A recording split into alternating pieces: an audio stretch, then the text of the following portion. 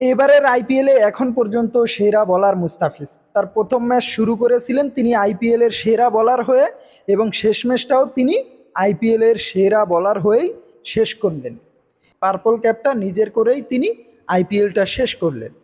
বাংলাদেশের মিডিয়া কমিটির চেয়ারম্যান জালাল ইউনুস তিনি বলেছিলেন আইপিএল থেকে মুস্তাফিজের কিছু শিখার নেই, কিছু পাওয়ার নেই। আসলেই কি আইপিএল থেকে মুস্তাফিজের কিছু শিখার ছিল না বা কিছু পাওয়ার ছিল না?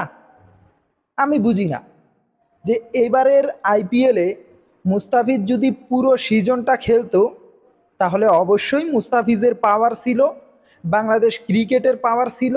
সেটা আপনি দুই দিক থেকে বিবেচনা করলে, মুস্তাফিজের তার ডেভেলপমেন্টের কথা চিন্তা করলে, তার আর্থিক বিবেচনা করলে দুই দিক থেকেই তার পাওয়ার ছিল।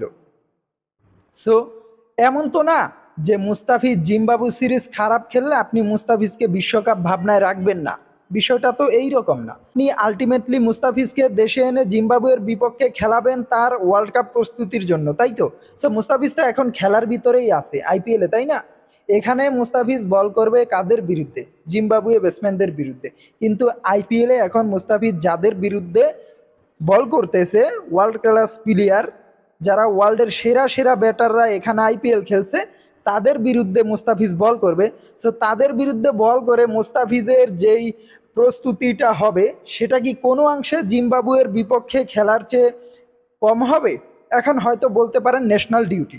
দেখেন, এখন আর এই যুগের ক্রিকেটে এই ন্যাশনাল ডিউটির দোহাই দিয়ে এইগুলো এখন আর চলে না।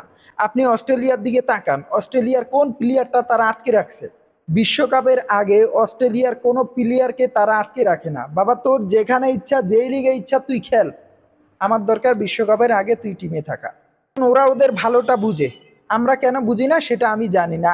আইপিএলে আমাদের বাংলাদেশি প্লেয়ারদের নাম না দেখে শুধু আমরা দোষারোপ দেই ইন্ডিয়ানদেরকে, কিন্তু এখানে আমাদেরও একটা কিছু ব্যক্তিগত কারণ আছে, আমাদেরও দোষ আছে। এবারের আইপিএলটা যদি মুস্তাফিজ শেষ করতে পারতেন তাহলে অবশ্যই টপ 5 উইকেট টেকারের ভিতরে থাকতেন এবং পরবর্তীতে যখন নিলাম হতো তখন অবশ্যই সেখানে মুস্তাফিজের চাহিদাটা আগের তুলনায় বেশি থাকতো। ইভেনটা লখনৌ কিন্তু শরীফুলকে কিনতে চেয়েছিল, সেখানে শরীফুলকে ছাড়পত্র দেওয়া হয়নি।